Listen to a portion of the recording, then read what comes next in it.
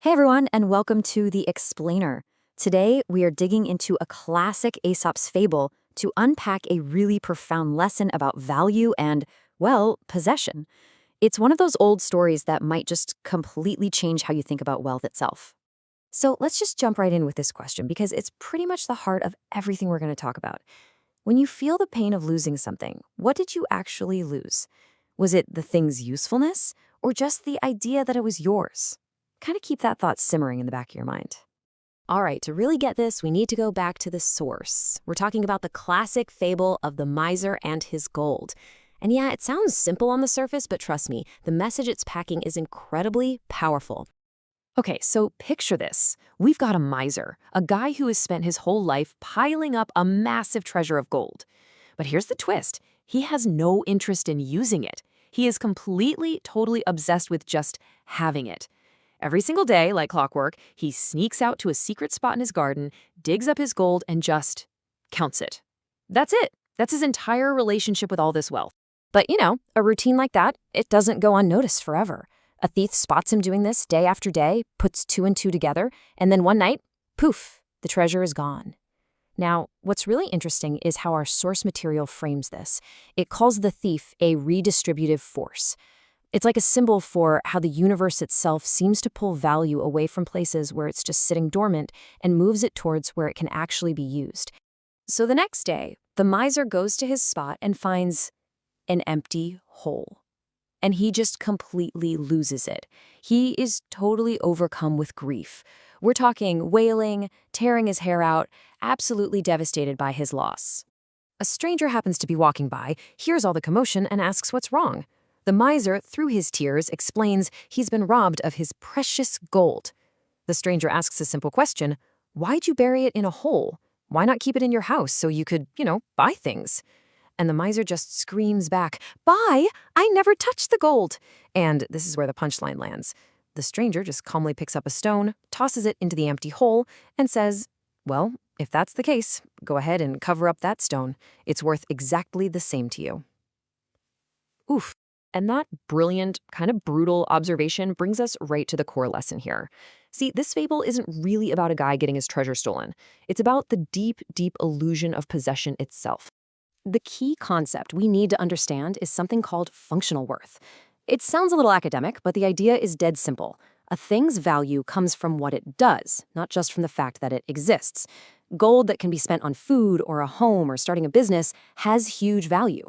But gold buried in a hole that you never ever plan to touch, well, it has the exact same functional worth as a rock. It does nothing, it is nothing. This slide really breaks down the two completely opposite worldviews at play. On one side, you've got the miser. For him, value is all about possession. It's about accumulation. It's the potential to spend that feels like wealth. But then you have the stranger. He sees that value is only created in the act of spending. For him, wealth isn't some static pile. It's about circulation, about flow. And this means the miser's real tragedy wasn't the robbery. It was the fact that he never used his gold in the first place. He had already lost its value long before the thief ever showed up.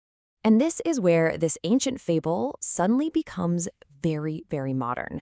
It forces us to turn the mirror on ourselves and ask, what gold are we burying?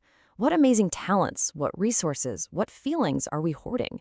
What are we keeping locked away in a hole, telling ourselves we're rich, when functionally, it's just a stone? Because this isn't just some abstract philosophical idea. This miser's fallacy, as we could call it, shows up everywhere, in our homes, in our relationships, and definitely in our careers. I mean, just look at how this plays out. Personally, it's that fancy china we save for a special occasion that never comes. Interpersonally, it's the praise, or the "I love you," or the forgiveness that we hold back, thinking we're saving it for the right moment, when all that silence is just starving the relationship.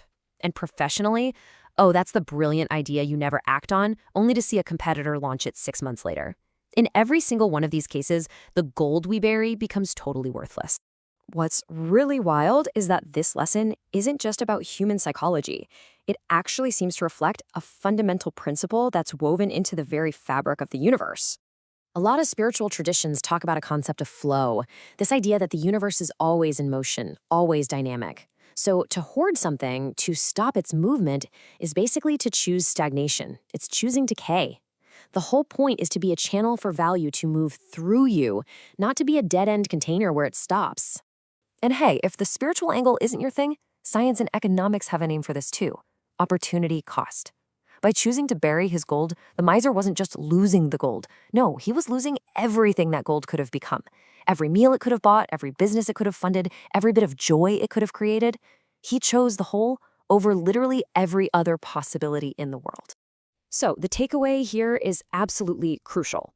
Your true worth, your real value, isn't measured by what you have stored in your inventory. It's measured by the impact you have on the world around you. A single coin that you spend to create a little comfort or joy is infinitely more valuable than 1,000 coins buried in the dark. Okay, so understanding all this is one thing, but actually living it, that's the real challenge. So how do we stop being misers with our own lives, with our own potential?